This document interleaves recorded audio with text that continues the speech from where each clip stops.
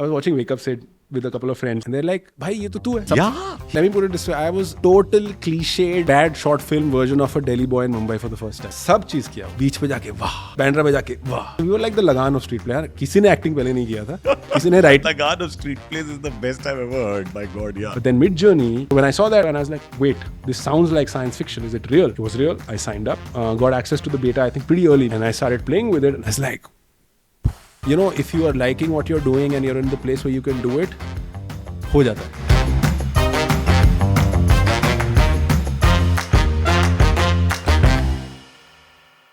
Welcome to Stumble once again. We are here with Prateek Arora, one of my favorite artists. You'll realize when you go and follow him on Instagram, which you should do immediately. But apart from that, he's doing something absolutely phenomenal. He's the VP development at Bang Bang. He's made comics in the past. He's thinking of a sci-fi future for India. And he's doing all that with a dream of $1 billion Bollywood extravaganza. So the RRR of sci-fi, I think. Prateek, welcome to the show. Thanks, Roshan. That was very generous. No pressure at all, I guess. Glad to be here. Tell me, you're originally a Delhi boy. I'm originally a Delhi boy. I'm still a Delhi boy. I think it's very much like in my DNA. I love the city. My parents are still there. No, Noida. But it's all the same for me, right? I grew up there, did school there, came of age there, like they say. Made a lot of mistakes there.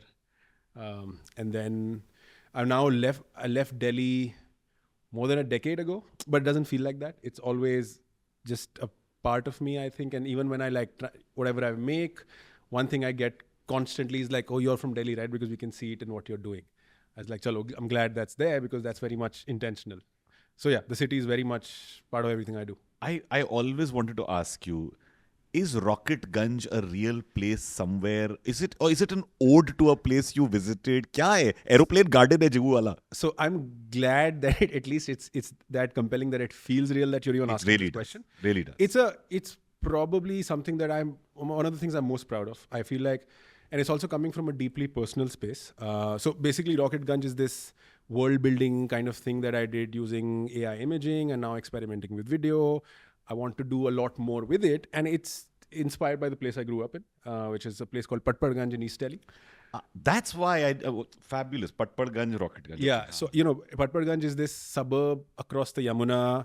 And growing up there in the 90s, you felt very disconnected from basically everything. Even though it's technically Delhi, it's really not. And there wasn't a lot of things to do there except just play cricket after school and watch a lot of television.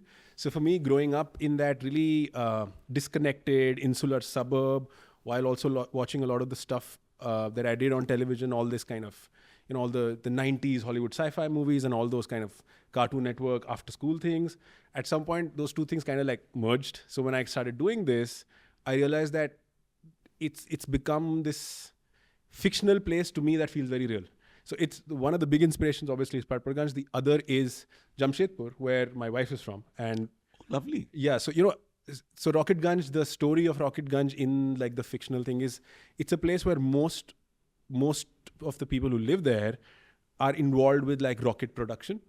So the look and feel is very inspired by that kind of suburban Patpar Ganj, East Delhi outskirts kind of sparseness. Right. But it's also inspired by how in Jamshedpur, a lot of the culture and the city's occupation was driven by Tata Steel. Correct. Steel making, right? Mm-hmm. So to me, it was fascinating to explore a place where everyone kind of did the same thing and how that would impact it and what feeling of community and how that would impact everything. So it started as this world building experiment and I keep doing those. But now it's grown into something a lot more meaningful. I would love to explore this in 5 different mediums. A lot more images, more world building, more art. I'd love to make a movie about this someday or a series. I'd love to do some books because I think it's something I feel like I'm in it. In fact, I'm going to try doing some of that. I'm going to use some of these tools to almost create myself in that world because that also feels real. And yeah, that's Rocket Ganj. But it's absolutely fascinating. I mean, I myself came across Prateek's work first, looked at it, and I found it actually on Twitter, now X, right? So found it on Twitter, reached out to him, had a conversation. We met, at Soho House. And I remember what a fascinating conversation it was. And I was very keen that when Stumble happens, you've got to be one of the first stumblers. You've got to be someone who's going to be a part of it. One of the things that we like to talk about at Stumble and what we hope to inspire generations for is creativity and curiosity. Right? When did you first feel, yaar, ye kuch keeda hai, creative is my calling? Excellent question. I think the first time I felt it was when I saw Jurassic Park. I think I must have saw it on television, tiny little 20-inch television as one does at home. I must have been like 10, 12, not more than that. And it gave me nightmares for like 6 months. Wow. I used to imagine just like Tyrannosaurus Rex running down where I play cricket. But I think I was reading a lot of comics. I was watching a lot of these kind of movies. And, I wasn't great at sport. I wasn't really a AA+ kind of student. How old were you? Maybe 12. Okay. Yeah. But I really liked storytelling. And I don't even know if I was calling it storytelling. Now it sounds all lofty and I can paint this really rosy, I have bachpan se genius kind of picture of myself. But no, I just liked that kind of escapist storytelling for whatever reason. I don't know what I was escaping from. Maybe a lot of things. That's a whole other conversation. But as time went by, I found myself gravitating more and more to that. So started writing a little bit of myself, read more, looked up, top 10 sci-fi films, let me watch all of them. So I found an endless desire to just keep engaging with that. At some point, as you know, when you start hitting 14, 15, 16, you see friends are trying to figure out what they want to do in their life. Parents are starting to ask you, "Acha karna kya hai?" So I started thinking maybe I can do this.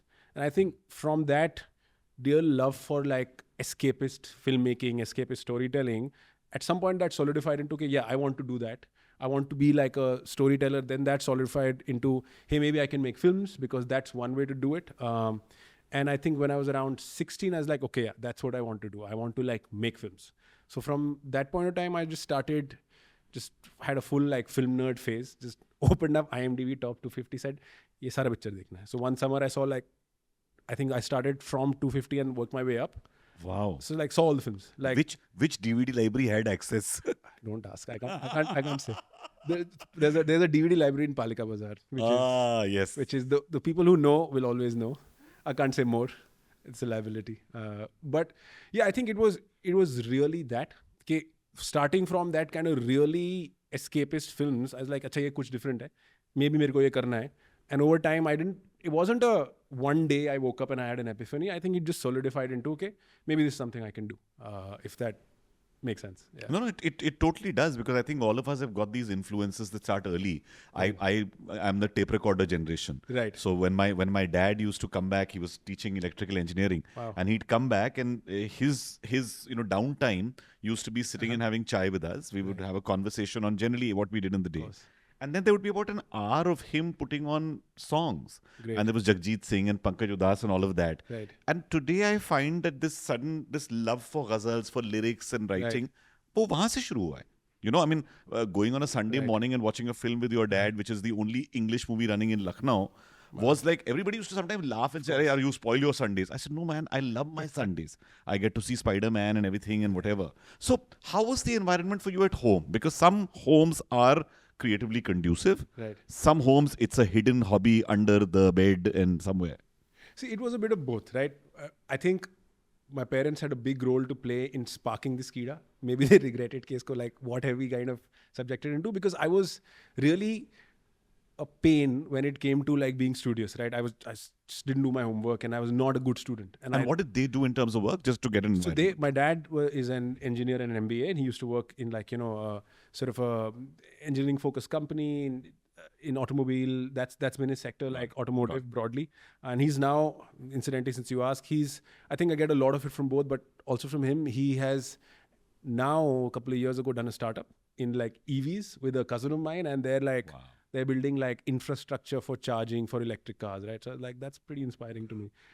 So I think he was always engineering and science oriented, and that I think I got that a little bit from him. I just didn't love studying science in that way. Right. But I think what was a key moment was that Delhi had this Priya Cinema. Oh, yes. So outside Priya Cinema, there used to be this bookseller.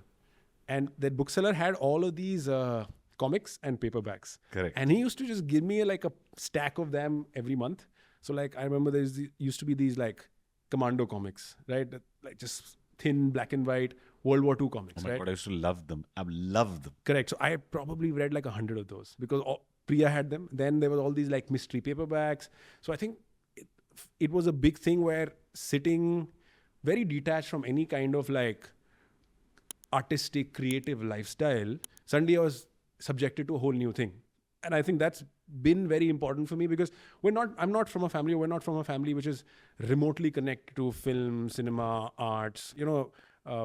Grandparents from both sides came after the partition, had to basically start from scratch. So obviously when their kids went about their lives, they had to be very pragmatic and focused on just, making sure family is doing well. My parents like really worked very hard to ensure that we had a great... Mom was working as well? She worked for like 35 years in the same company, basically, just to provide that stable anchor to the family, right? So, it's fascinating to me. Like I was at India Art Fair and then I realized suddenly that I used to also go to another kind of fair, which was the Auto Expo with my dad. Same here. So for in a generation, to go from like, to a industrial fair to suddenly I'm being seen as an artist felt kind of, I don't know what the right words for it are, felt a weirdly profound and emotional thing that because they did that, I'm very cognizant that I could do this. We're not coming from a tremendous amount of wealth. We're not coming from access. You grew up in East Delhi. Even the Delhi culture scene is like this gate kept. Now, not so much, but at that point in time, I had like, I don't know, access to like that whole central Delhi kind of milieu. Lifestyle, yeah. I think when I got to college is when I really sort of said, I'm going to find my way into those circles. And by doing something, right? I used to write for the college. Like there was a university paper called DU Beat. So I started writing for that. Max Miller Bhavan had all these free gigs. So I used to just go for them like twice a week. They were annoyed with me. I used to call them saying, Acha, next week kya ho raha hai? Like, who are you? What movie are you screening? What concert are you doing? So I found my way into that world much later. But before that, I think it was all through pop culture, through comics, films, music. I'm also kind of from the tape recorder generation because I loved owning cassettes and like recording songs I liked off the radio and then like doing my own little thing with it. And I think it was the whole sensibility or the worldview formed through everyday life, but also like a high degree of like pop culture exposure early. We got internet and I remember this, one of the transformational moments in my life. Suddenly I remembered, I think I'm remembering this after like a decade because we're having this conversation. My next door neighbor used to be this guy, what was his name? Monty Bhaiya. Typical Delhi Monty Bhaiya, right? But I think he was either an engineer or like a software consultant or something. And I knew him as the first guy who had a computer.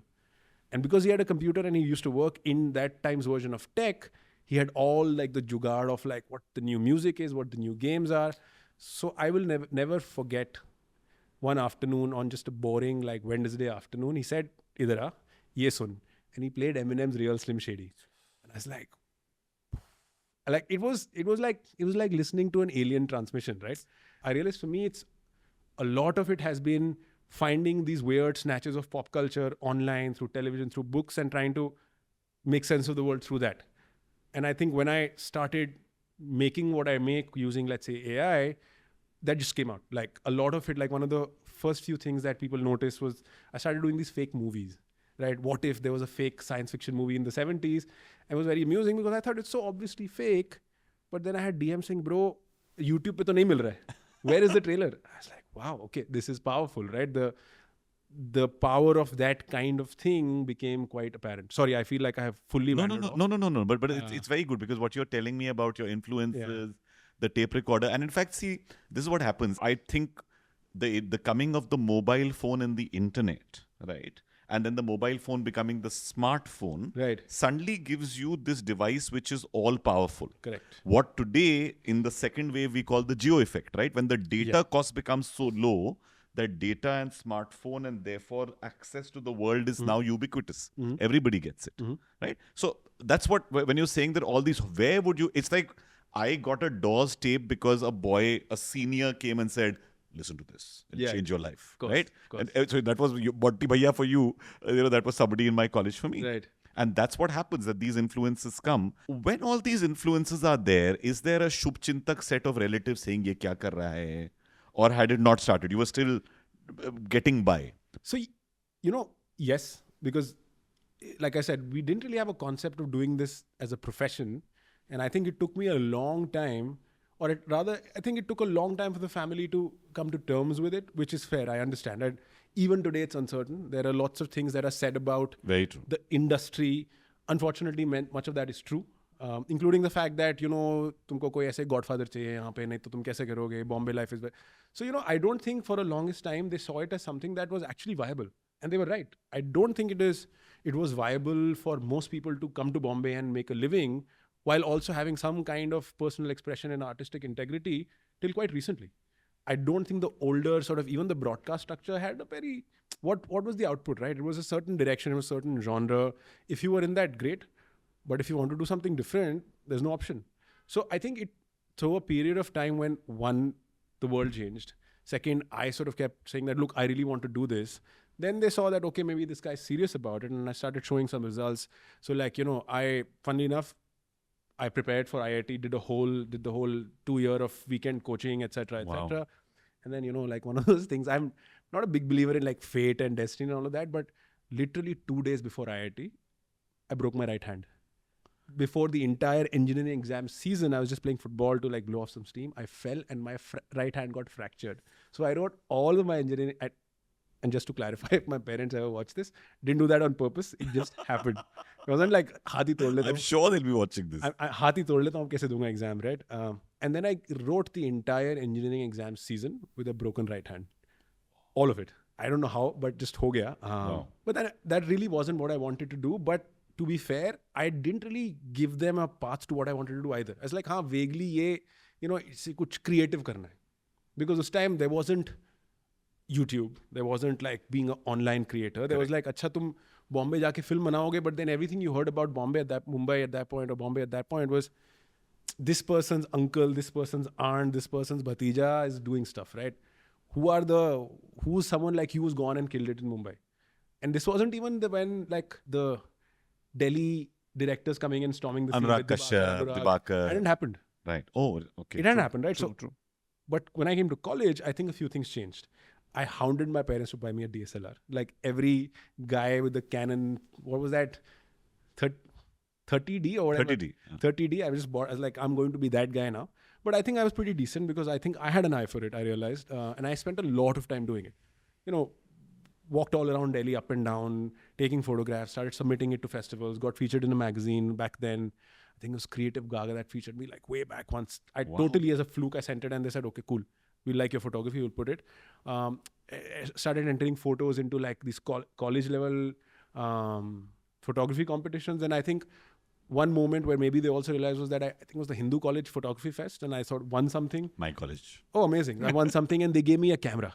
I was like, chal, isse kuch kiya ja sakta hai. It was you are able to prove that you can do something like this. Amazing. At the same time, I started doing some college theatre, started writing for DU Beat, which is the university publication. So they thought, okay, this guy is doing something. So obviously they started, as soon as they saw that I'm committed and it wasn't just some excuse to not like work hard, which is fair, which any parent would have that concern, right? They started being supportive. They said, okay, what next? Then I think the gradual transition from saying that I will have a very sort of typical corporate career, the negotiated response to that was, okay, let's try advertising. That's structured. But so you went to JWT? That's when I went to JWT, right? Someone set me up for an interview there. I met them. They liked me. But even there, I was like, pehle na client servicing karte hain, because that's the corporate path, right? And it was okay. I was good at it. They really liked me. What brand were you working with? I was working with, I think they had the Coke account.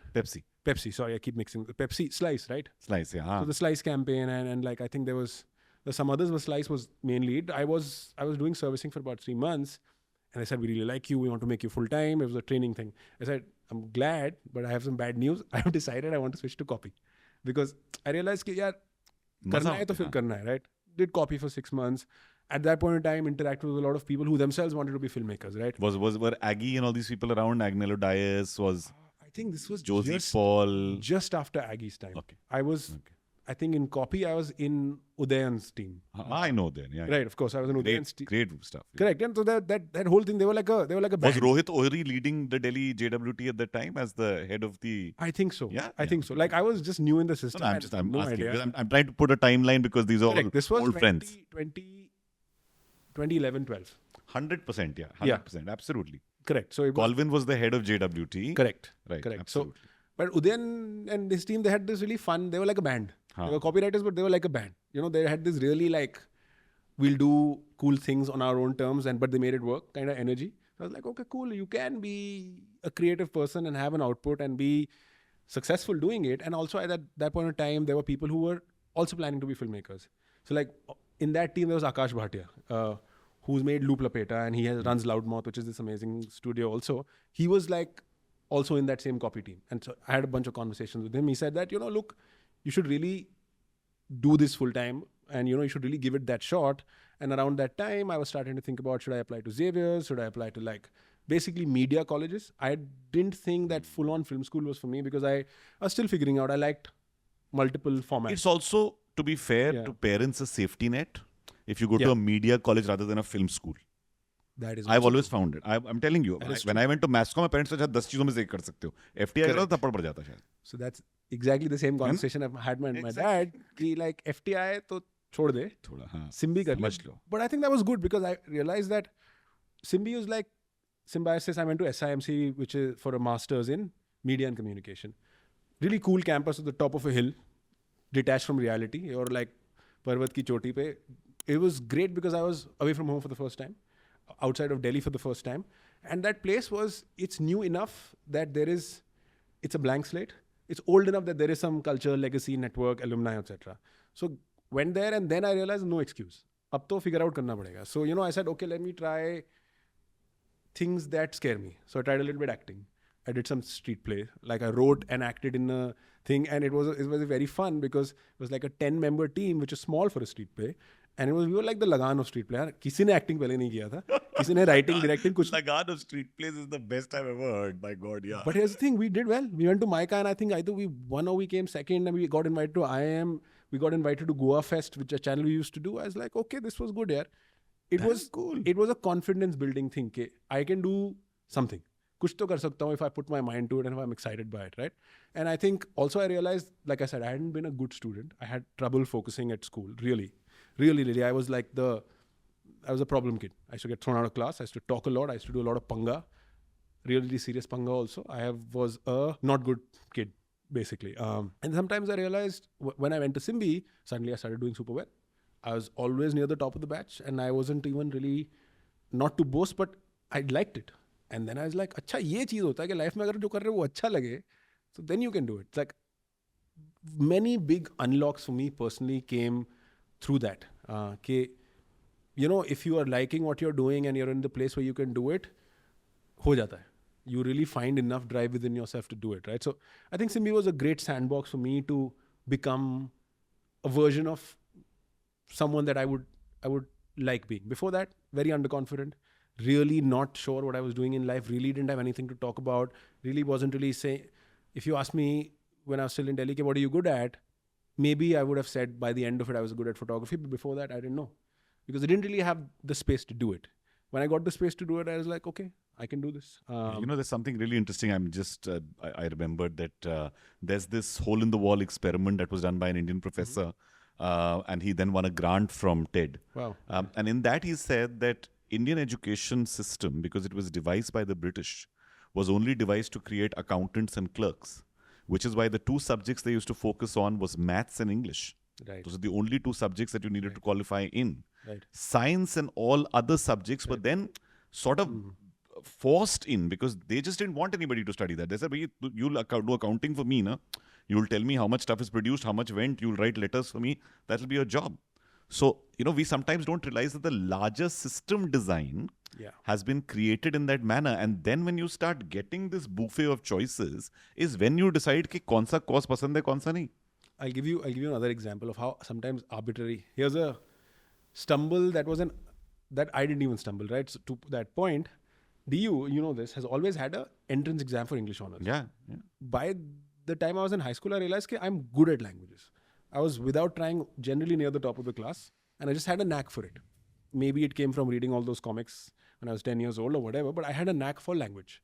English more than Hindi, because Hindi I hadn't really, found my groove with writing it. English flew, naturally, and there was also this in hindsight, kind of this elitist focus on ki English is important for your future and all. So I think there was that emphasis if you're growing up ki English to seekhna hai. Every year there's an entrance for English honors in DU, and I thought, okay, obviously that's my path. I'm going to kill it at that. The year I passed out is the only year in the recent history of DU, I think in the last 30 years or whatever, that they said this is saal hum percentage pe karenge. Like there was a 1-year pilot to include all entrances, including English honors, on a percentage pilot, which completely changed it. So like, ye to mera hoga nahi, because then it shot up. It went to like that same kind of 99% for English. That kind of rubbish. Because obviously English would get you into really good colleges, right? Like Stephens, Hindu, etc. Right? Like, yaar, kya kismat hai? Matlab, like, finally life mein aa raha tha ki chal, this I can do, right? Didn't happen. So that's again, and I realized that sometimes you didn't. It's very cliche to say the system is rigged. It's not rigged, but sometimes imperfect, especially if you're trying to do something new. So I think that was my big takeaway from generally Delhi, is that it is a lot more regimented. Which is why being in sort of media school in Pune and then coming to Mumbai was such a scary but liberating experience, because yahan pe like you make your own kind of operating system, right? And I think that's important, because then I couldn't blame, like I had become in hindsight a person even I didn't like, because I used to say, yaar, I'm not doing well because ye wo. Bombay, I didn't have that excuse, right? Mumbai really forces you to say, ab kya excuse hai? Like, do what your thing is. You're getting all the opportunity and access in the world. So now if you can't hack it, then you have to like, you can't really like blame anything else. So that's a great thing. I think Bombay seems to be the creative energy in so many people's lives later. What we're going to do is we're going to take Dugna Lagan from Prateek. Because after doing the whole street theatre thing, we're going to come back after a break and get to know about his journey in Bombay and lots more. MTV, life, graphic novels. My God, there's so much to talk to Prateek about. Stay right there. Thank you for listening to Stumble. Why don't you join our tribe of community builders, creators, and culture shapers? If you find this interesting, all you need to do is go and subscribe to stumble.community on Instagram. Welcome back to Stumble, where we are creative, we are curious, we meet people who are making their life with creativity. And for many of you out there who keep asking people at commune, is there a future in creativity? Zindagi ban sakti hai, paise banenge. I'm going to ask Prateek this question. Prateek, Right. When was the first check and what was the first check from your creative work? Wow, great question. I'm trying to remember. You may not have cashed them, so you can tell us about 2 or 3 also, no problem. Yeah, I'm actually trying to remember if there's anything before the job. There's the camera which you get at Hindu. Right. I feel that did any of the photographs get you any money? Yeah, I think it was probably the camera when I won that. I don't know if I won it, I was second, whatever. I think it was something when I did that photography competition in DU and I got a camera as like a prize. So obviously I didn't sell it, I kept it like as so you didn't do the filmy thing of, ye leke mujhko kuch paise de do. No, that did thankfully not. Like it was, itna bhi acha camera nahi tha ki bech ke kuch zyada milta nahi. So I kept it as like pehli baar. It was still the feeling of kamai. Like I created something Bilkul. from nothing. Why not? Took a picture and got something in return, which was important because I realized, okay, cool, ye kiya ja sakta hai. Art, creativity is not just a hobby. You know what I mean? Like there is a section of the world that will reward you for it in various ways. And at that point of time, it was important because I was trying to figure out, can I actually do this it's for a a living? boost, right? Isn't it? It is a boost. Yeah. And did the internship pay you at JWT? It was like a traineeship. Yeah, it did. It was about a 9-month traineeship before I went to Symbiosis. Yeah, that paid me. But was it khoon choos liya type of money or was it okay? 5,000, 10,000 rupees? It was okay. It was okay. Prateek's being very diplomatic because he might do some work with them later. So I'm trying very hard to extract some of these things. I'll most probably call Rohit Ori and ask him what they were paying interns at that time. My funda is that I have very big dreams. वो करने के लिए बहुत सारे allies चाहिए. तो like अभी पर कभी कभार बहुत सारा अंधेरा भी चाहिए सितारे देखने के लिए. याद रखें. वाह, very very. सर देखिए poetry.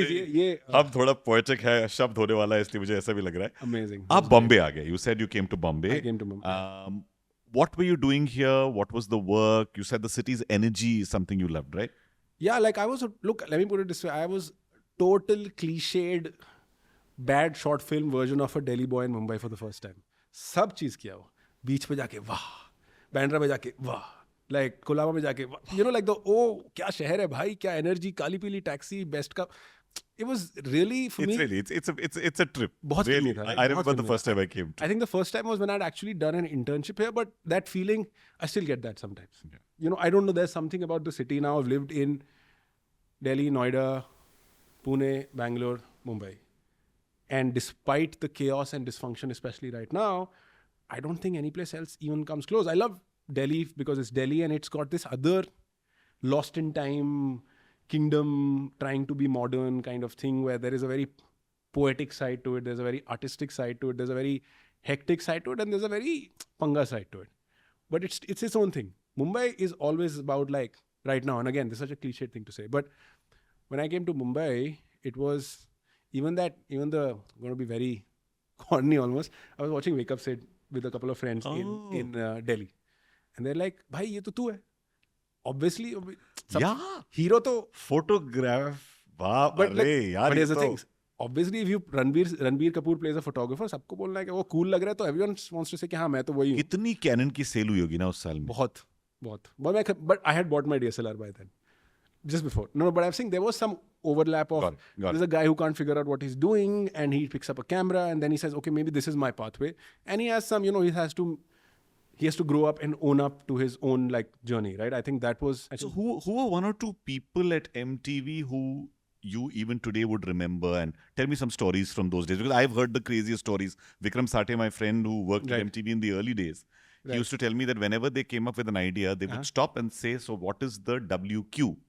And everybody in the room would say, what's the WQ? And they said, what's the wackiness quotient of this show? Right. So, for example, if it's a dating show, Right. then they would suddenly turn and say, if the girl doesn't like the guy, then he should go down a chute into water. Right? I mean, that's the wackiness. You don't expect that in a show. So, and that actually, and every time they would do anything, whether it was an on-ground event, they would always want to find this WQ. Right. And it's something that stuck with me over all these years. When I'm doing shows, I always think of a never before, never again. Right. So what were some things? Because you worked with Aditya Swami and, I mean, such fabulous people. I mean, Addy was great, right? He's He a really maniac. bought this, like, he's such a cool guy. He's still a cool guy. Absolutely. I haven't met him in a few years, but I think he brought a lot of the energy that made MTV what it was at that point in time. There were so many great people. If I start naming, then I'll make sure I'll miss out, like, so many people. But I think I'll tell you, for me, it's almost unfair to kind of name one person. There was so much happening, and there were so many people. What I really appreciated about that place was that it was not a monoculture. There were hundreds of people with wildly divergent points of view, influences. Just as an example, you spoke about indies, right? So I was working in the shows team, which was doing the slightly more TV facing drama, slightly soapy. I think literally at the next table or a table or two down was Ankur, who was building indies, right? So that alchemy, I think, was pretty special. For me, I love what you said, and I'm going to just underline that. This monoculture, that it wasn't a monoculture. Yeah. It's a petri dish of so many different cultures, ideas coming together. Fantastic. You need that for a creative, just for your creative mind to be pulled in all directions, right? Yeah, like every floor was its own little, I think it was walking through the building was like, I used to think in hindsight, like, all those... Tinder for content. But I'll give you another... swipe. I'll give you another example. All those really exaggerated high school movies about dance or music or... everyone is a character and everyone's doing something cool. And you're like the scared little new kid. It's like, yaar, yahan to sabhi like champion hai, to like you have to really find what are you bringing to the table. And there was that into 1,000 happening at Viacom overall, right? Every floor was a little universe, but all of them were like hanging out after work, and all of them were like, in our case, all of us went back to that same one building in RA Colony and like spoke about it, and good, bad, ugly, all of it. So I think I went from knowing nothing about any of this to really being pushed to figure out, yaar, acha, ye sab to cool hai, but how do you go from being a spectator? Because it was very overwhelming, right? When I went, I was like, I'm just one, how do you stop being a cog in the wheel? And what's your thing? What do you bring to the table at a personal level and not just as an employee, right? So I think that was great. And what did you discover? So I think I found a lot of affinity for, let's say, doing something that is, I don't think I've ever thought of it in this frame. So just maybe I'll arrive at it through some examples. Sure. When I came to Mumbai, this was 2014, digital YouTube was just exploding. These new boys called AIB were just on the block. Right. TVF had just started proving they were killing it. But also what was very interesting was that the whole rap scene was exploding. So, and indie music was exploding and Blue Frog was still a thing. So I came into Mumbai, I think, at a point of a lot of What a lovely time. It's a great time. I don't think that energy is there even now. I mean, I know that there's always nostalgia, but it's not, because I don't know where there's a place like what Blue Frog was for that 1-2 years when indie was also there and Coke Studio was also there. All of that was happening together and had this, again, alchemy is the word I think I can use.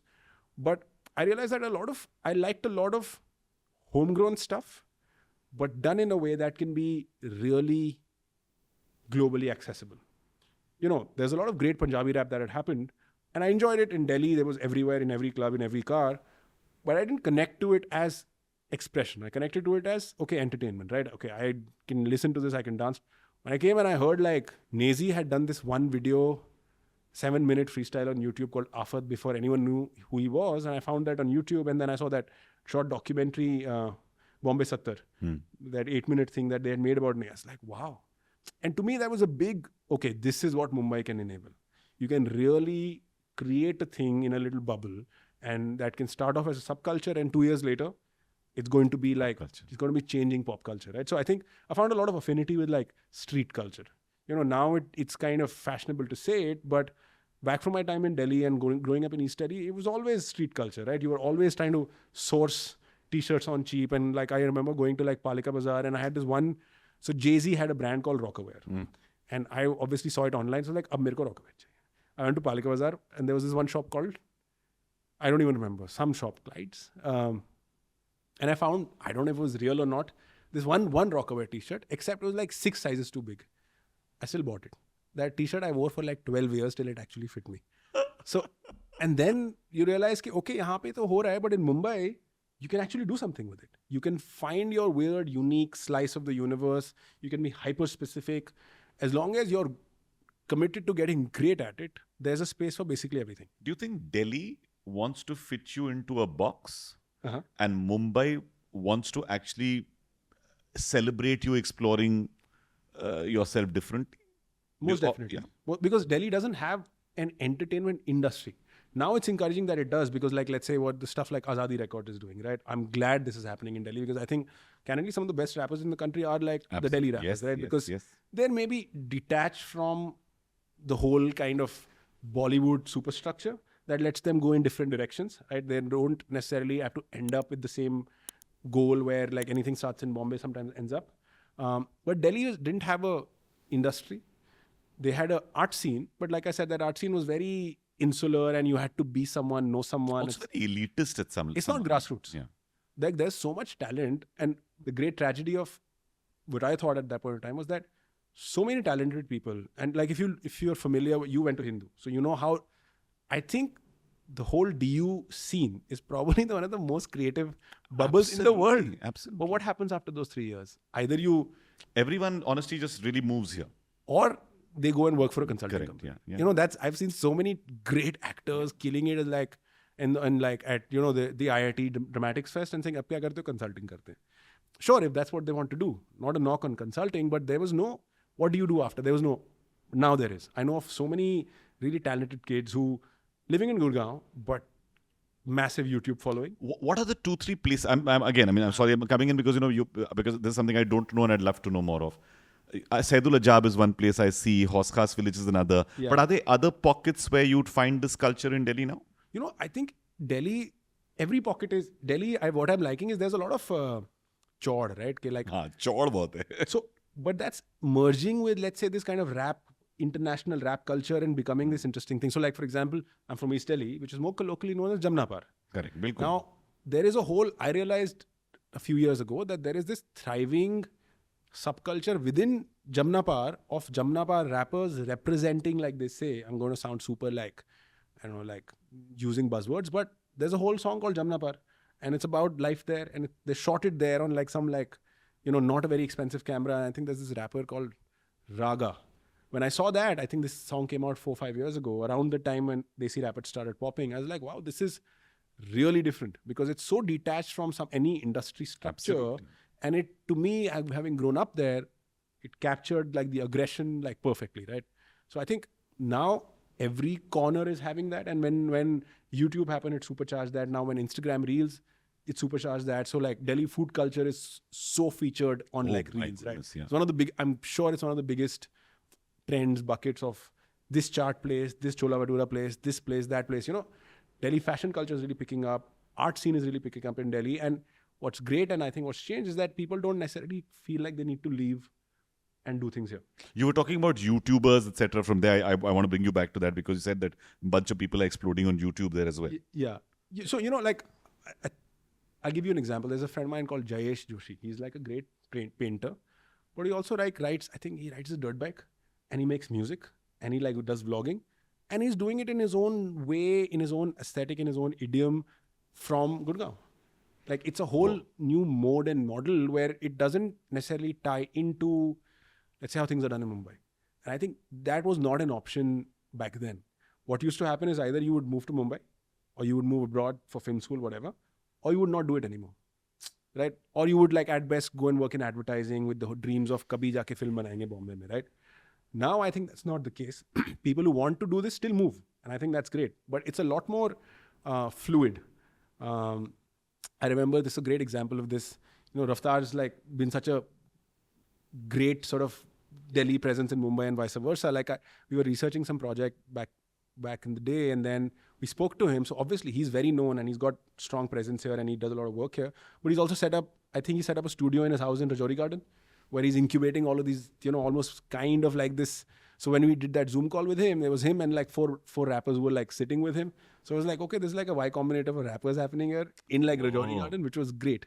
I think that scene, I'm not even that updated because I think this was like 3-4 years ago.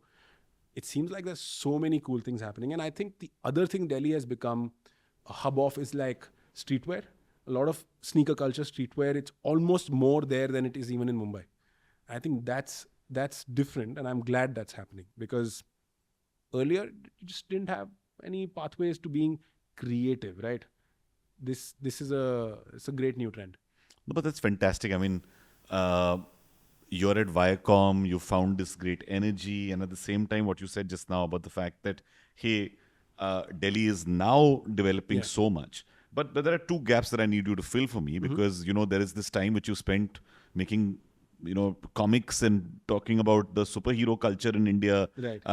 That's what takes you to Bangalore next after this? Yeah, so I think I was at MTV for 2.5 years. Even though I really enjoyed my time there, I realized that I was a creative producer there. I wasn't the creator. I was like, I want to move closer to that direction. And I obviously liked comic books. I liked superheroes. And, you know, I had a feeling that, like I said, when you go to a place where so many people are doing so many interesting things, you start thinking about like, tujhe kya karna hai? And I realized that that's something maybe I want to help make happen. How can I help create or revive a culture of comic book kind of storytelling, whatever the format? You know, we've had a couple of golden ages of that, right? With the ACK age and then obviously the Raj Comics kind of phenomenon. And then we had the sort of 90s cartoon phenomenon. But to me, it felt very strange that for a country that loves storytelling so much and has so many creative people and is having this digital content explosion, which had happened by that point in time, there's no homegrown animation, there's no real homegrown comics to talk about. Very true. And there were people trying and have been trying for a long, long time. Comic-Con had been happening, but it hadn't sort of turned into like a ecosystem of creators. And so I came across Graphic India. This company doing this amazing, I couldn't believe that they were doing this amazing looking graphic novels, but based on like Indian stories, Indian mythology, Indian characters, Indian superheroes, doing it in a very global LA, Hollywood kind of way. So while I was still at MTV, I literally reached out to them on their website contact form. I said, I like what you guys are doing. I'm a producer at MTV. Deepak Chopra's son was involved in this? Yes, I think he's one of the co-founders. I was speaking to someone called Sharad Devrajan at that point in time, who runs it, right? Great guy, right? And literally I reached out to him on like through the website contact form. I didn't even think that anyone would look at it.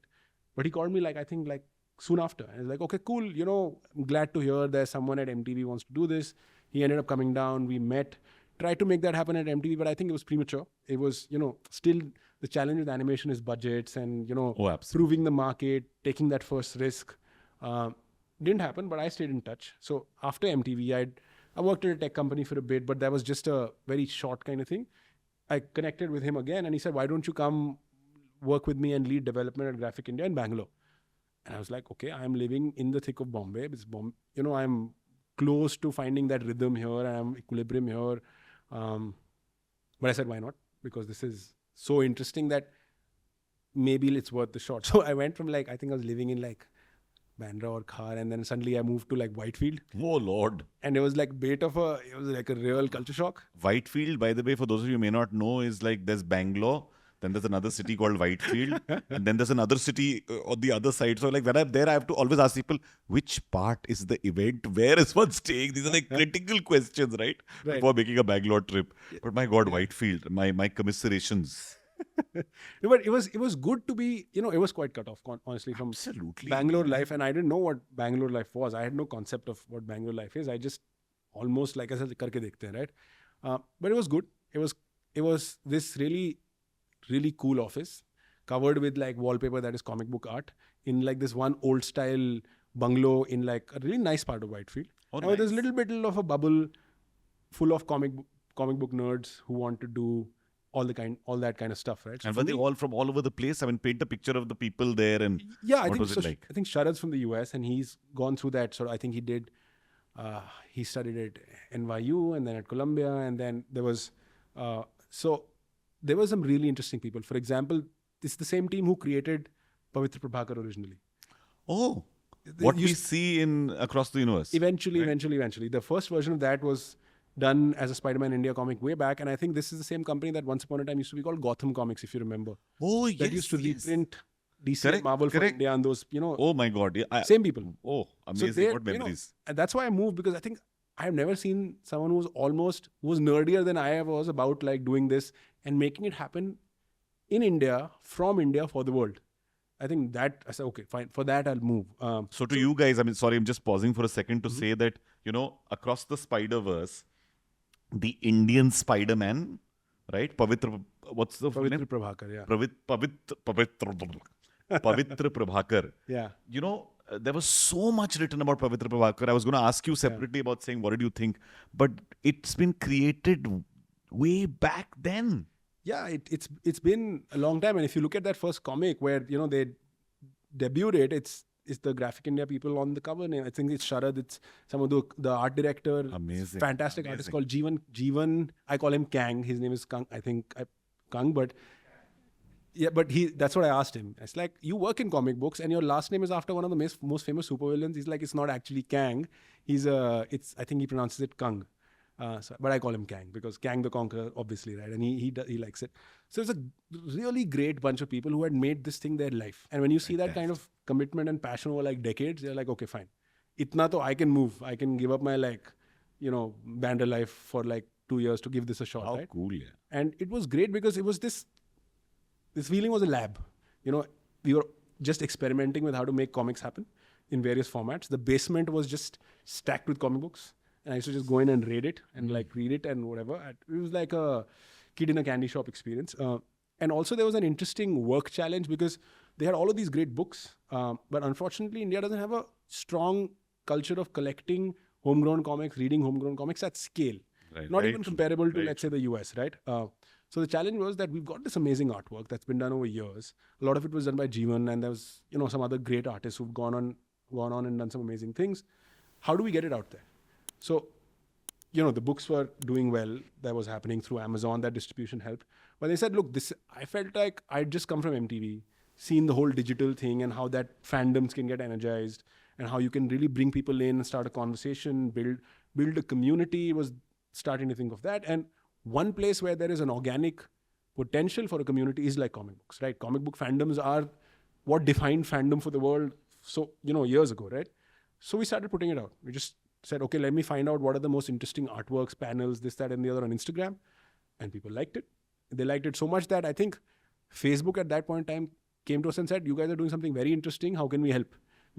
It's like a pilot for us how do you build a community with some really unique kind of content?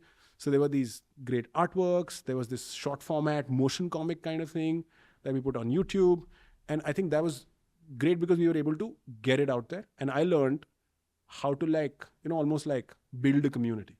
So we went from, an active YouTube channel that was doing well to a YouTube channel that was doing quite well. And it was, all the credit goes to the people who had actually made it. All I did was just say, let's put it out there. It was a very obvious thing to do. I think I just was right place, right time. Had come from that very publishing audience kind of thing that TV forces you to think like. So I said, okay, let's put it out there and see what happens. And what happened was that people really responded to it, right? So it was a great immersion in a very different kind of model of telling stories. And I think I learned a lot of stuff there that I still carry with me. And I think when I started doing my like AI stuff, I was like, okay, I took a lot of the lessons from there into this also, for sure. That's fantastic. For all of you, I know there's lots of stuff that we're talking about, and it's like coming out as an entire flood. There'll be lots of links that you can actually refer to. Don't worry about that. But perhaps the most interesting journey that Prateek is on right now is this journey with AI and sci-fi and lo-fi, and oh my God, there's so much more to talk about. We're going to come back after taking a bit of a breather with Stumble and Prateek. Thank you for listening to Stumble.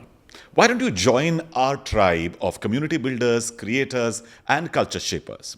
If you find this interesting, all you need to do is go and subscribe to stumble.community on Instagram. We're back with Stumble and Prateek Arora. We've talked about the early stumbles, the new learnings, the Delhi days, the Bombay days, the Bangalore days, and now I think we are heading back to Mumbai. Something tells me, because with AI we can move places very, very quickly. So, हम चलते हैं वापस Bombay with Prateek.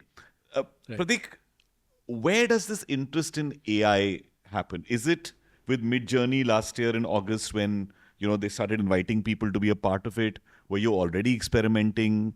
How did that happen? Yeah, I think it started a little bit earlier. In fact, it started. Okay, I'm going to rewind a little bit. I think when I was in.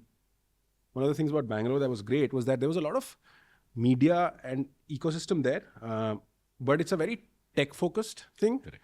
Because there's a lot of, let's say, a lot of the video game studios, a lot of animation, a lot of VFX happens, I think, in between Bangalore, Pune. I've seen some mind-blowing work from there. Yeah, and I think it's been mostly like service work for larger studios, but now there are original work happening, and with the Indian films also getting there. So Bangalore had this great culture of media tech hybrid, and obviously being at Graphic India, animation was a big thing we were doing. So I had started looking at that side in a way that I never had. Okay. I started looking at how animation works and how it's actually produced in the Indian context, and I learned that it's beyond a level of quality. The budgets stopped making sense. Well, the budgets were what they were at that point of time, right? But there was this one festival that Bangalore does. It's called GAFX. I think it's Gaming Animation VFX Summit, which I signed up for and I went. I think as a, obviously at Graphic India, I wanted to stay keep ourselves updated. And I went there and it was like a whole other world because I thought, okay, it's going to be, these are not seen as mainstream things in India. So thode bahut log honge. There was like 10,000 people there. And all these students who had come, like entire batches had come from these animation and VFX kind of programs to learn what's the latest. And it was very impressively done because they had gotten some amazing speakers from around the world. The most notable for me was this short film that I saw called Adam, which was a short film done entirely in Unity. Oh. Which was a whole, I was like, wait, kya baat kar rahe ho? Aise bhi you can make films? So like, basically they showed us the film that looked like a great 3D animated film. Then they showed how they made it. How amazing. So there was a whole like masterclass kind of thing. And the tech team that had actually made it was in Bangalore. So it was like a whole other workflow, right?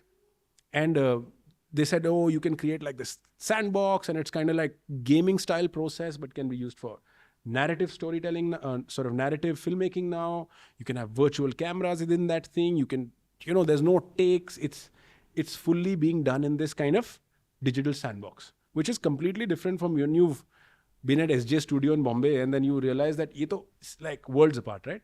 So I realized that, okay, there's a lot of things happening in storytelling in terms of the technology that are going to change many things. At that point in time, of course, I wasn't thinking that AI would be so transformative. Yeah. But I thought that tech will have a role to play. And the things I wanted to do were more like, sci-fi, superheroes, fantasy, horror, all of which can also be animation.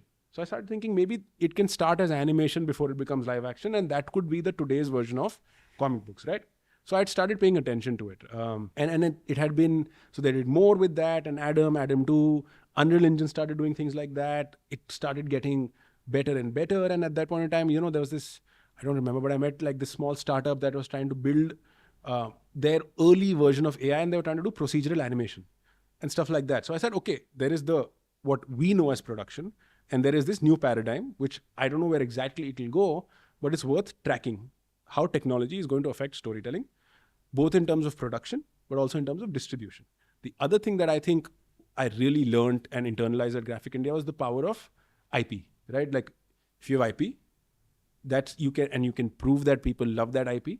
And when you try and go and make that big project, you're bringing an audience with you, which is how you got the MCU, right? True. But we didn't have that in India. And the IPs that we did have hadn't really been made into big projects. We didn't really have a Amar Chitrakatha universe. We didn't have a Raj Comics cinematic. None of that, right? So that was... Donra Kashyap wanted to make... yeah, and I think he... In fact, I've seen the storyboards of the Doga film he was doing, right? So for whatever reason, it didn't happen. So I was like, okay, that's a big solve. If we can figure out how to create some of these characters and worlds online and have a community, then when you go to a producer or a studio or a platform, it's not such a big risk, because you've proven it works in some form and there's an audience you're bringing into it, right? So all of that was in my head. I was thinking about it. Then streaming happened, and suddenly all of these new genres started happening. I actually wrote a science fiction pitch, took it to a streamer. They really liked it. They had some interesting feedback. I actually sold it to a studio, also a major Bollywood studio, saying, let's make this. But then it was like, okay, maybe it's too soon. Even I wasn't confident if the VFX could be pulled off. So it was all these structural factors suddenly come into play, because all of these genres are seen as expensive, risky, and there hasn't been any recent proof that this works in India. No, and also just to take a step back, I remember that when UTV in its early days, and when Disney was collaborating with Yash Raj, correct, there was this big thing of, oh my God, we're going to do some crazy stuff. Yeah. And Jugal Hansraj actually directed an animatic version of a film which had two dogs fall in love with each other. Right. You remember? And that had Kareena Kapoor and Saif Ali voicing them. It was being built up as this big thing, and it just didn't work. And around the same time, I think there was Arjun, didn't work. Mahayodha Ram, didn't work. So, so when it just suddenly started failing one after the other, our people are so risk averse, they said, boss, bhago. Right. And that's what typically happens. So I think it requires somebody to start thinking forward. And honestly, OTT and web, I think, has built at least this capacity now for new genres of content. And, people are really watching it. So now I've heard it, who's heard it from someone, but I now have heard it from 5 people. So I feel like maybe there's some truth to it. Apparently, before Sacred Games launched in India on Netflix, the #1 show on Netflix India was Dark, which is this really complex, layered science fiction show that's not even in English. Even in English, yeah, true. And that to me was surprising, but not at all. And this is like, my almost like I'm almost saying this everywhere I go, is that I am amazed that we don't have a culture of homegrown science fiction, because as a country, we are obsessed with science and technology education, and Sharma ji ka bete ko dekho, wo engineer ban gaya. When that's a cultural, archetype, how can we not have so much storytelling around it, right? That to me, that doesn't compute. And I'm sorry, and do continue, but I heard you use this phrase Indo-Futurism, and ask people about Indo-Futurism, which seems to again be an extension of this same thing, right? Yeah. So so Indo-Futurism, it came from the fact that why don't we have Indian science fiction? Because the producer's wisdom would be like, uska audience nahi hai. I don't think that's true at all. India's always had an audience for that, right? I remember back in the day, I think Jurassic Park used to have sold out shows, and all of these films used to do so well on television.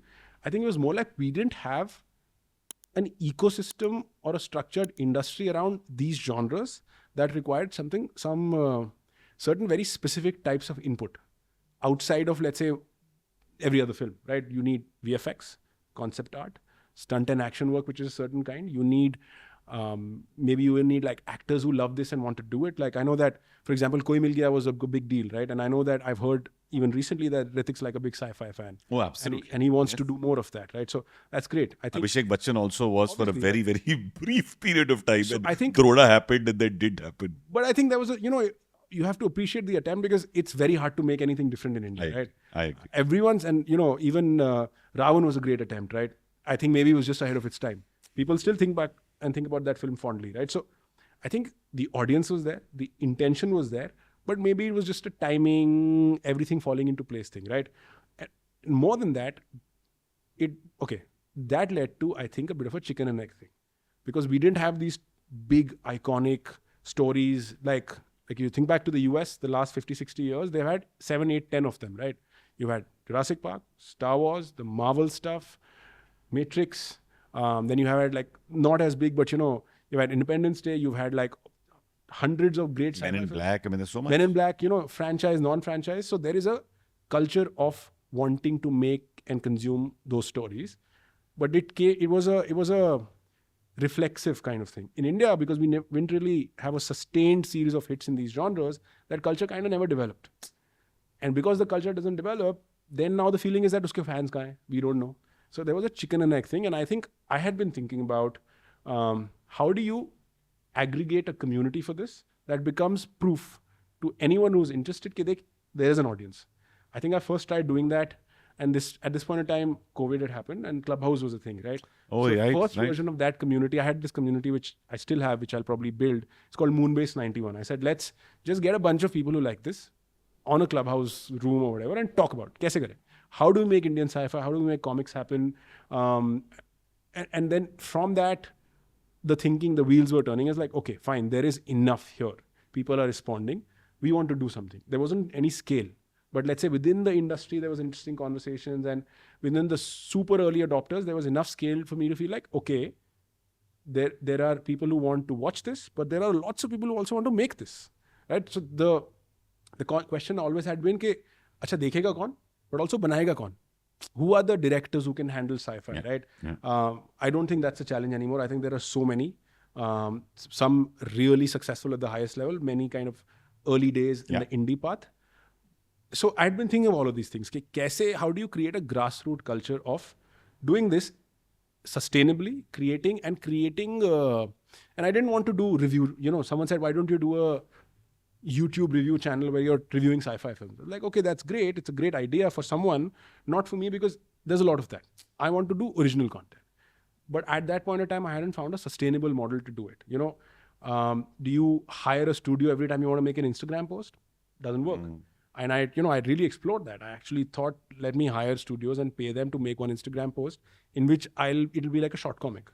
And I thought I'll do that. I tried looking at it doesn't work. You can't scale it. Yeah, absolutely. One, obviously, as an independent sort of creator, unit economics doesn't work. It's prohibitively expensive, but also it's not responsive. You have to build a grassroots culture. It has to be quickly responding to what's happening and take your audience along with you and always be a conversation, which is the strength of all kinds of other online content, right? People are responding to culture and they're also shaping it. You can't do that if it's that kind of really sort of, time-intensive model. And at that point in time, I spent way too much time online. I'm sure that's clear by now. But I stumbled across, this is not a plug. I literally stumbled across people talking about something called Midjourney. This was I think this was like Feb last year. This was, even I hadn't, and the only AI art that at that point in time I had seen was like the Deep Dream stuff, which is more trippy and surreal. And, it was very true. It was an interesting experiment, but it wasn't directed towards narrative cohesion, right? But then Midjourney, even though the early days was very, very rudimentary, and it was still looked like this abstract paint splotch kind of thing, but people were doing some interesting things with it. You were starting to see some potential. So when I saw that on Twitter and I was like, wait, this sounds like science fiction. Is it real? It was real. I signed up, got access to the beta, I think pretty early because I just kind of found it on Twitter and I started playing with it. And I think that was it blew my mind because it was a whole new paradigm. Now, these are stories and concepts and themes and characters I've been wanting to put out there since I was like 15. Never found just the right way to do it. 16, right? I'm 32 now. So basically half of my entire life, I've been trying to figure out what's the best mode to do this in a way where I am talking to an audience. I don't want to go through 5 gatekeepers to do it, right? Suddenly that started looking like it might be possible. And as Midjourney started getting better, I was able to extract more from it creatively. And I was like, wow, this is like a whole new thing. And then I think at some point around November last year, it got good enough where it was cohesive. It looked real. You could have characters and scenarios. And then I did this one, there's a post I put out called Granth Gothica, which was like this really scary family album with these weird. Yeah. And like that just like blew up. And like I remember this friend who's very active in the art and fashion scene in Delhi saying, bro, all these people are sharing your post. Like what? To me, that was, and I think that's really it's when. also validation, because if the core artistic community owns it, then you know that they will also blow it up themselves. Correct. So, when I was just having fun experimenting, and I had been posting for a few months now, and that had been steadily getting attention. So like I had this really boring Instagram of pictures of sky and food, whatever, there's every Instagram profile. Generic Instagram profile ever. Motivational post. No, utna bhi nahi, but like इस holiday का photo, उसका photo, girlfriend का photo, वो वाला Instagram था. And then I started posting this, and धीरे-धीरे there was a bit of a community forming, right? And I think some of the people who I had interacted with during the Clubhouse days was obviously the first boost. So that was great. I think that community stuck around. But when I did this, it kind of meaningfully changed things. When I think back, कब शुरू हुआ ये सब? It was that day. I think you remember the date. It was November 8th when I posted this, and I post karke bhul gaya. Suddenly like notification, that very addictive rush of your notifications not stopping. I think almost too addictive. That first time I experienced that in my life.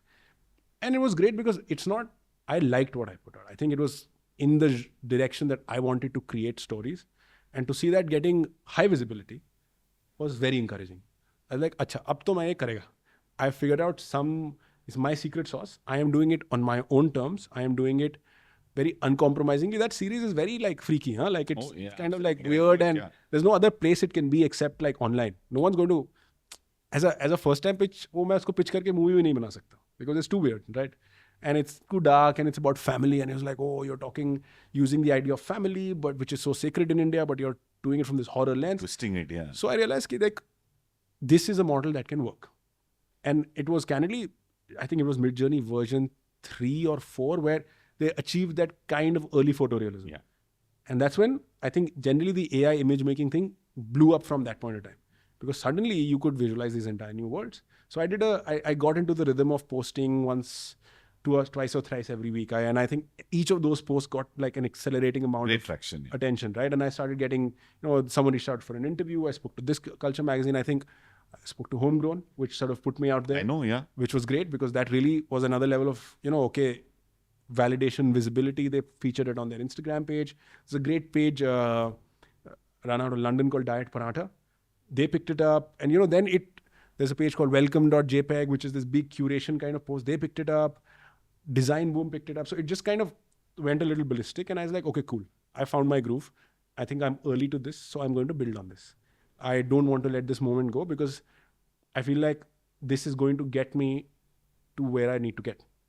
To be able to tell these stories in a very specific way on my own terms directly to an audience that really cares about this. And does Bang Bang happen at this time? Or is it I'd already been working with Bang Bang. Oh, that was great, right? Because at Bang Bang also we're trying to do something very different. So just quickly on that, we're trying to build a whole slate of, we're a studio.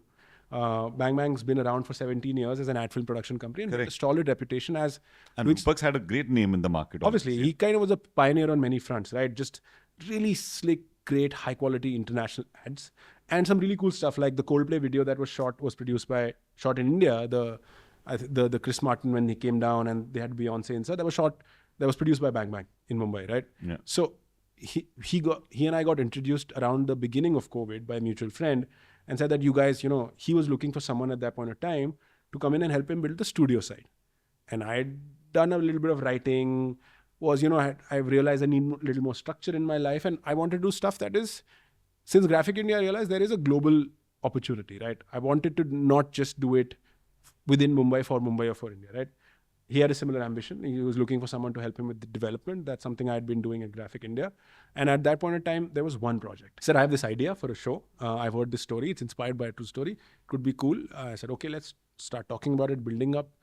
And that really became, now it's like a 100-page deck. A 5-season show pitch. Very ambitious. We still haven't pitched it because it's like a big show. But we realized we really sort of worked well together, enjoyed working together, had a lot of similarity of ambition, similarity of, Indian story should be global, it's the right time. There's so much good stuff here that should find that audience. And from that point of time, it just kind of, snowballed into, okay, yeah, we're going to do this for a long time, it seems like, right? Now it's been almost 3 years. We've got a slate of 15 projects, films, series, docs. We're trying to experiment with some short format. And it was great because that was great learning experience, lots of structure, the right amount of structure. And, they were Rupak super chill. He said, yeah, you're doing your thing, you do your thing. And at some point in time, we realized that there may be overlaps with this. Right. So, ultimately, the idea is to develop these things into, like, let's say, feature films or series as one of the pathways. So Bang Bang's a studio.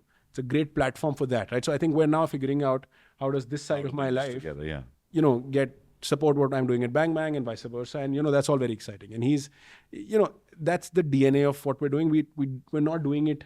We're not invested in any status quo. We're really doing it from first principles and trying to build a global studio. So like, we're in Mumbai, but we're also in LA. CA reps us. We're trying to figure out setting up in London. So we're trying to build a new kind of studio from first principles, which is very proudly taking its sort of Indian roots, but wants to take it to like the world, right? And I think that right now is just the right time to do it. That's fantastic. I mean, Caleb Franklin, who used to be from CA in India, now runs his own agency. He had, when we started Commune, come to me and said, when I'm in the West and they're telling me, tell us new stories, he says, come to India, they've got a pantheon of gods. Each of them has 1 million stories, right? And not just that, but even the people around. There's so many stories to tell. And tools like Midjourney, etc., are only enabling you to be able to put some vision to your story, right? There's an articulation which doesn't cost you that much. You're able to put your ideas out. Right. It's a lot more convincing.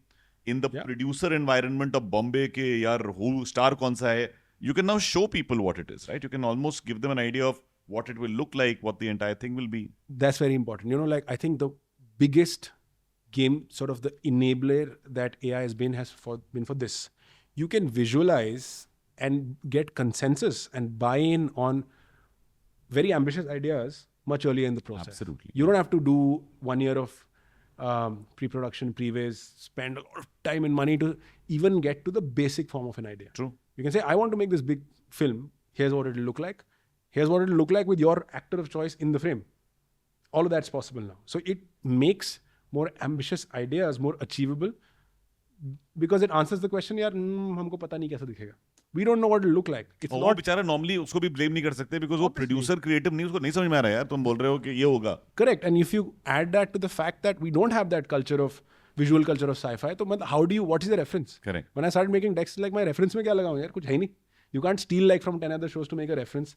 Thankfully, you can for many genres now. We've got a great scene of homegrown noir and crime.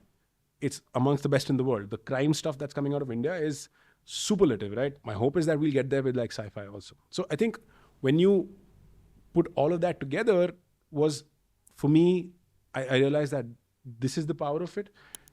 And also it was important to think of it from a global lens because these genres are massive internationally and a lot of them are very popular here, yet we don't see like our people in these things, right?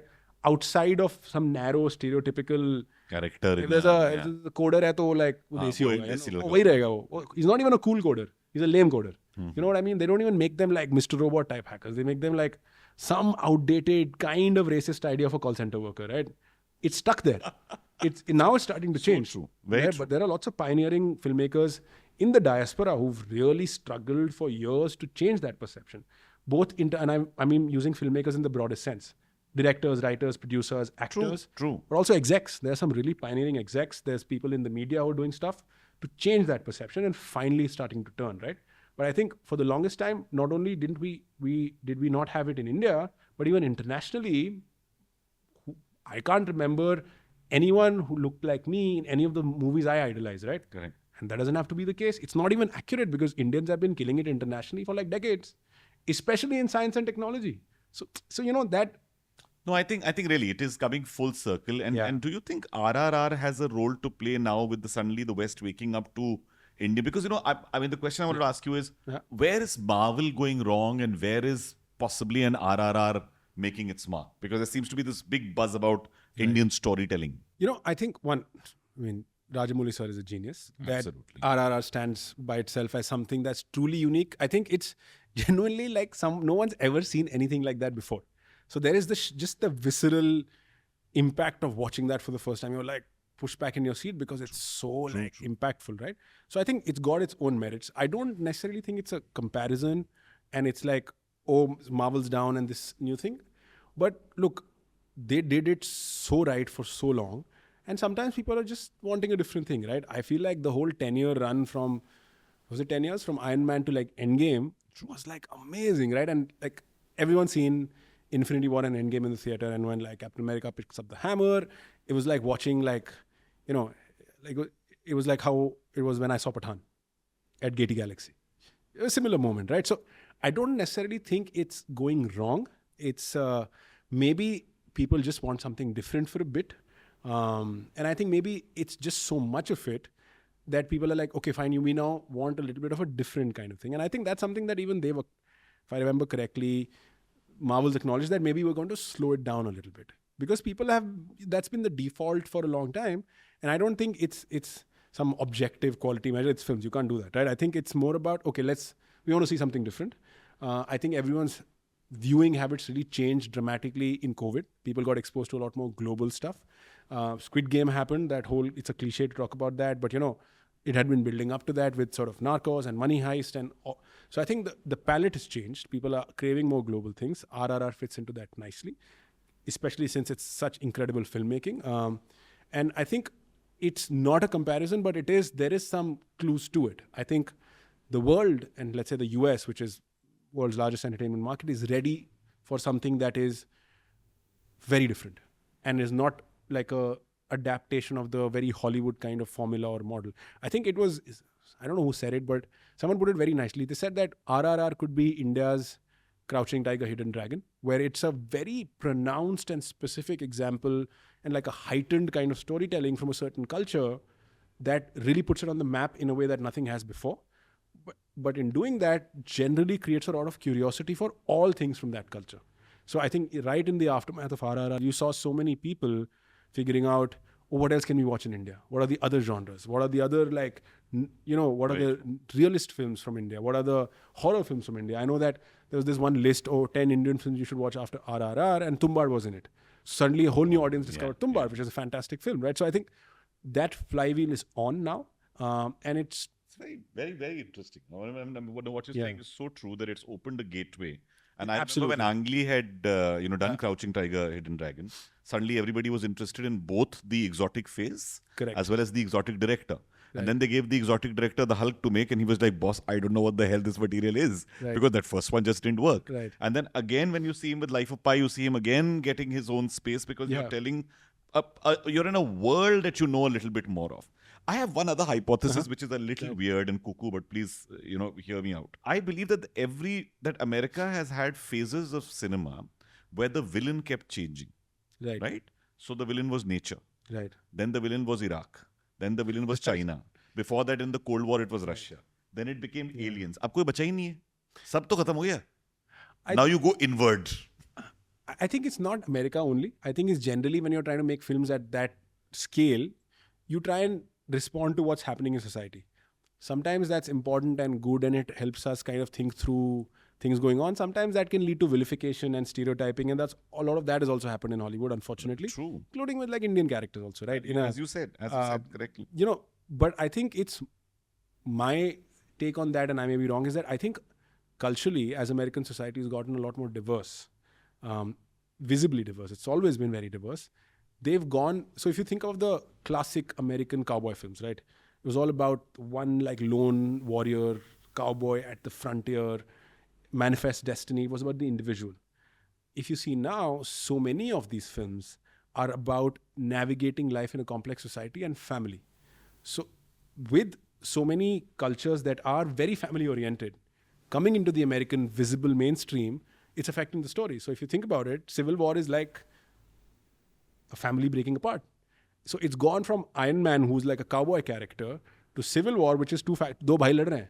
It's like as Desi a story as it gets. And I think my hypothesis, completely wrong could be also, is that when Marvel started entering that phase is when it really picked up in India. Okay. Because life in India is about navigating societal complexity and expectations of family, and still within that trying to do what you want to do, trying to do the right thing.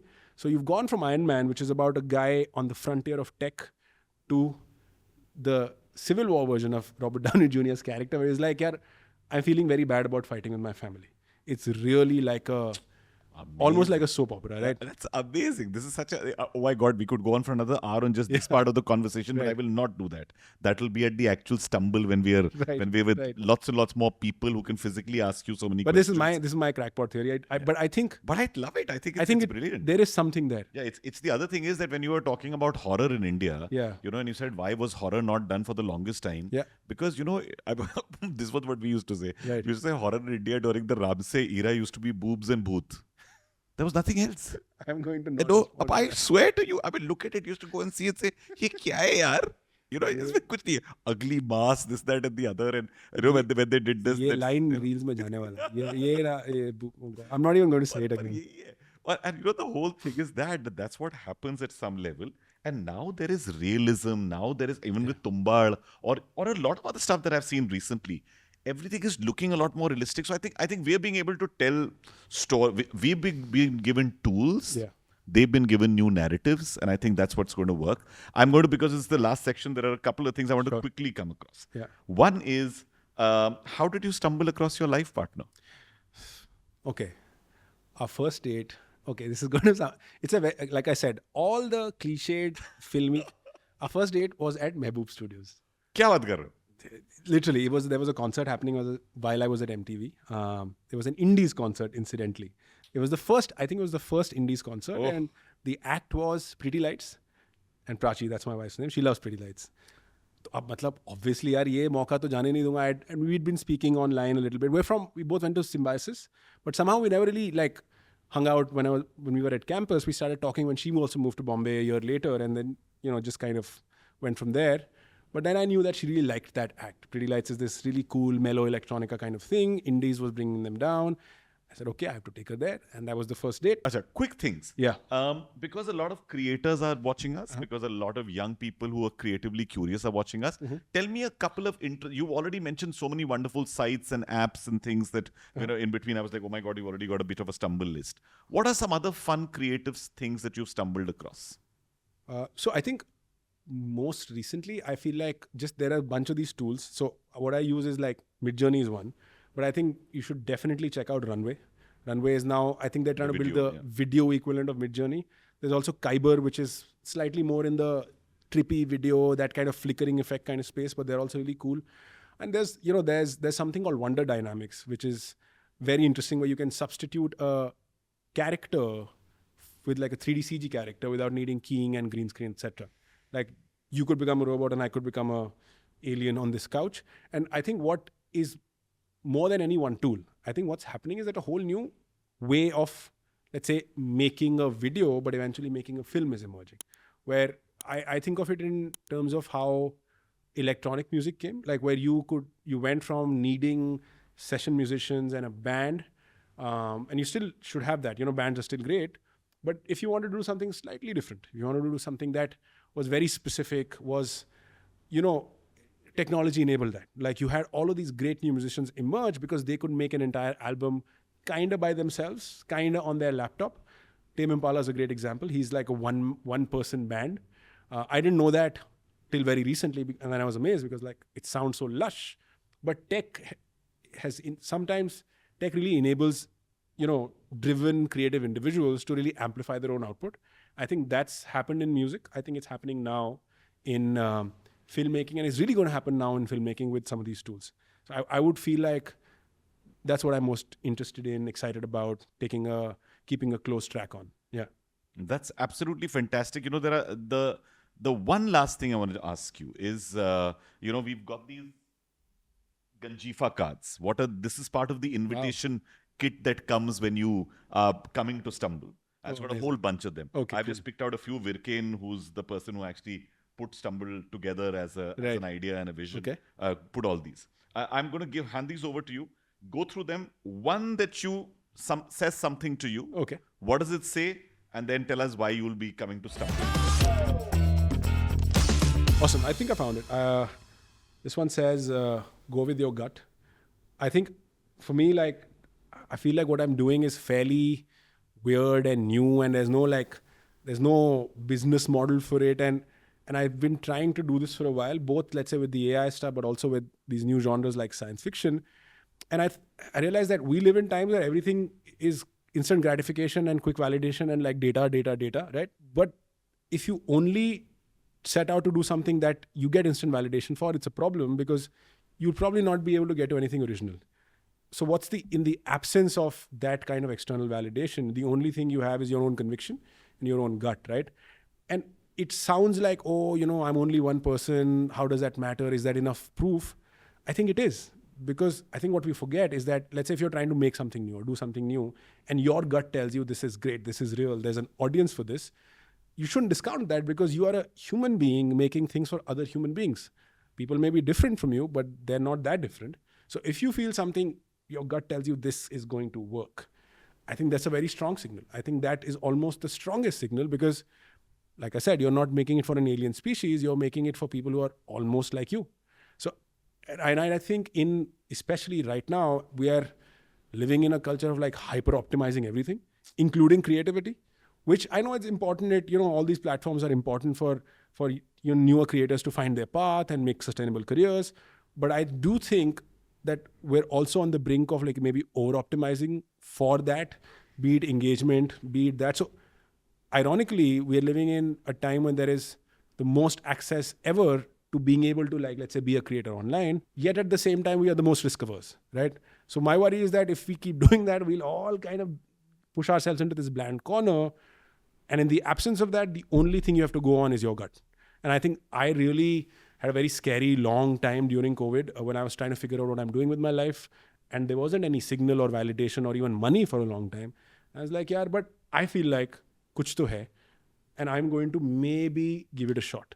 And that kind of worked. So for me, I know it's a cliche thing to go with your gut, but I've lived it. And I feel like we don't think of that as valid enough in today's hyper optimized conversation. Yeah, that's it. Thank you. I want to ask you, are you looking forward to being at the physical Stumble at our Burning Man meet South by Southwest? I mean, if you pitch it like that, I'm there yesterday. But I also think I've come to believe that, again, I don't think any of us can do anything great in isolation, right? I feel like if you bring together enough people doing interesting things fearlessly, create that space for them, saying that, okay, now this is where you can be you, and guess what? You can meet 10,000 other people who are also on that same trip. Magic can happen, right? And I think even if you look at the history of any art movement, tech movement, any revolution, it's never happened by two people or one person sitting in a room and thinking. It's when contrasting, conflicting, even like combative ideas are just pushed up against each other. And then from that, something new emerges. So I feel like a space like that, lots of new things will emerge, and I want to be at the heart of it for sure. I think it's a great time to also be there, given that we've all been shaken up a little bit over the last few years and questioning all our assumptions and biases. And I think we are more receptive to new ideas than we've ever been. Yeah? Who would you like to stumble across there on your wish list? On my wish list? Okay, good question. Let me think. Yeah, do you want specific names? Anybody. I mean, it could be, from Coppola to Spielberg to anything. It could be. I mean, if you're bringing Spielberg, I'll serve coffee there if you're bringing Steven Spielberg. Like, I would love to meet Spielberg. But I think I almost feel like the whole point of serendipity, it's in the name. I'd rather go in with that. I don't know who I want to meet, and that's exciting. Like, because then I'm not going in with like, mere ko ye chahiye. Then it's not transactional. It's like, okay, I'm going to go there and put myself in uncomfortable situations and challenge my own assumptions, right? I never want to like take myself too seriously. That's one of my like North Stars. And I think throwing myself in places that are really challenging my assumptions, I think that's one way to do it. So I'd rather stumble into interesting people there versus saying that, hey, mere ko isse milna hai. Brilliant. Okay, amazing. Brilliant. Thank you, Prateek. Thank you. It's been so wonderful talking to you. Likewise, and thanks for having me. This is a big deal for me. Yeah. No, it's from Rocket Ganj, Patpad Ganj, to everything else that he told us about. I think Prateek's life really for many of you should just be another affirmation which commune wants to give you, which is saying you can live a creative life as long as you do it fearlessly. There'll be times you'll be scared, there'll be times when you'll be happy, there'll be times when you will stumble, but hey, that's what life is all about. So thank you for joining us. Lots of links for you to go through. Right. Do that. And of course, do register for the Stumble community and follow us on stumble.community on Instagram. We hope to see you soon with another Stumble. If you liked watching this podcast, then don't forget to share it, subscribe it, and like it, so that you can then stumble across many more such conversations.